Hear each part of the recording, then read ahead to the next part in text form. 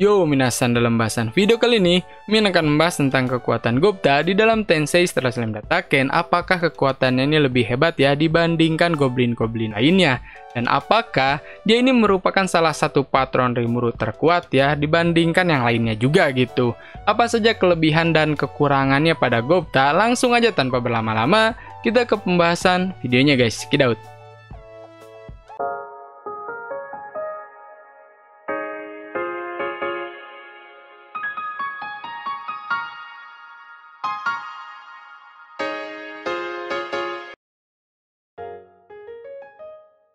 Goblin adalah monster kelas rendah yang menempati hutan Jura Tempest. Mereka memiliki kulit hijau dan hidung yang besar. Meskipun ada banyak suku goblin, mereka ini akan berdiri bersama saat menghadapi bahaya yang besar ya. Banyak goblin yang memuja Veldora dan menganggapnya sebagai pelindung hutan Jura Tempest. Untuk para goblin, kematian adalah suatu hal yang wajar dan sering terjadi guys. Goblin memang monster terlemah yang pernah ada, tetapi kekuatan mereka ini tergantung pada banyak tidaknya suatu goblin.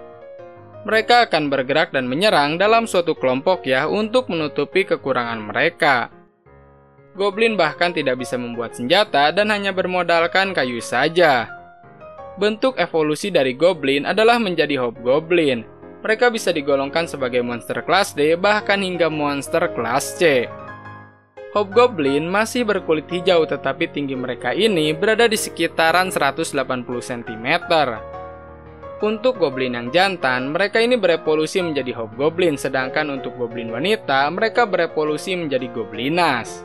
Bagaimanapun juga, kekuatan para hobgoblin tergantung pada individunya masing-masing.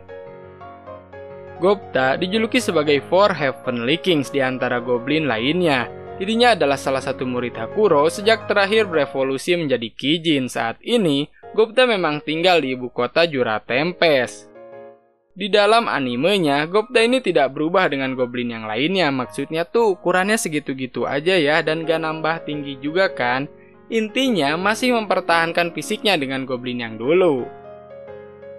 Meskipun Gupta sering dianggap bodoh, dirinya terbukti menjadi kompeten ketika situasi membutuhkannya. Kehebatannya di medan perang sudah mengejutkan banyak orang.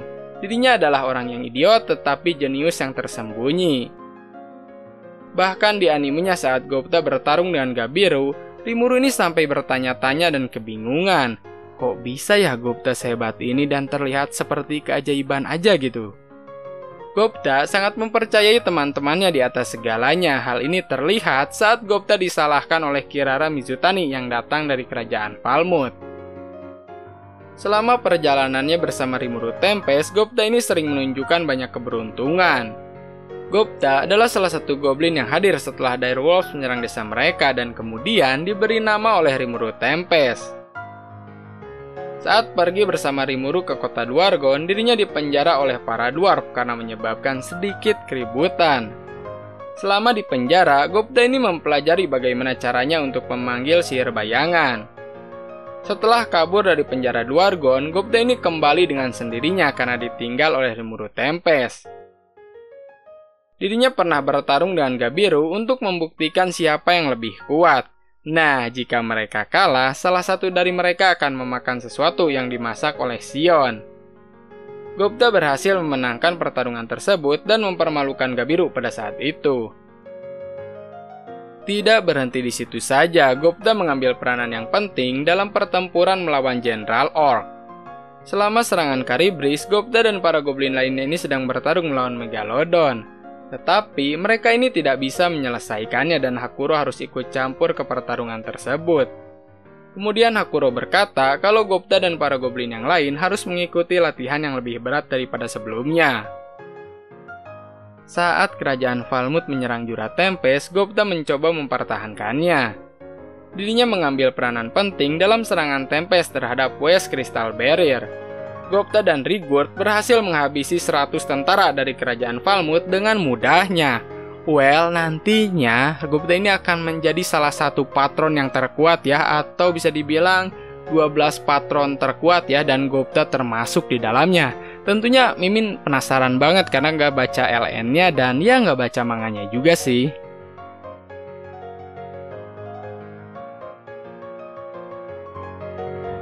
Sekian bahasan video kali ini tentang pembahasan kekuatan Gobta di dalam Tensei Star Slam Taken. Apabila kalian ada masukan ataupun saran mengenai pembahasan video kali ini, ataupun buat next review anime selanjutnya tentang Tensei Star Slam Taken, ataupun Re:Zero gitu ya, tulis di kolom komentar. Jangan lupa di like, komen, dan subscribe, dan di-share ke teman-teman kalian dan seluruh media sosial kalian supaya channelnya makin maju lagi dan tentunya lebih dikenal banyak orang guys, karena anime bukan kartun. Goodbye.